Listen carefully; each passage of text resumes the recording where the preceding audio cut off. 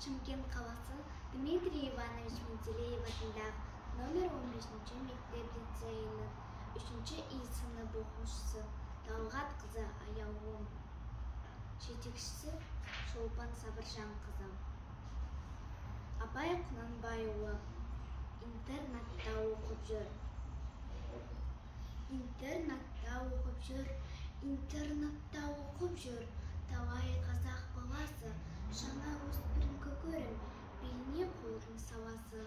Балам закон білді деп қуанар ата-анасы. Ойында жоқ олардың шариғатқа шаласын. Орыс тілі жазуы білсем деген таласы.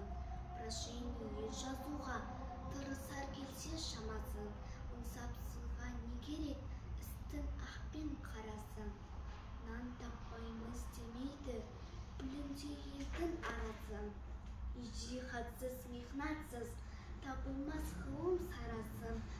Аз білгеннің көпсінсе, көп қазаққа етсінсе, кімге тиер панасы. Орыс теріс айтпайды, жаман бол деп оларды. Қаны бұзық өзі ойлар, қу менен сұм боларды.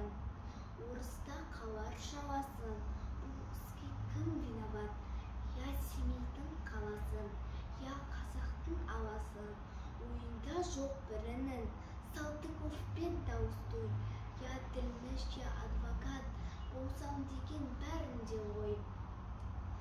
Айтыңызшы болсаңыз, здравомысляющий, ақыл айтпай ма ағасы?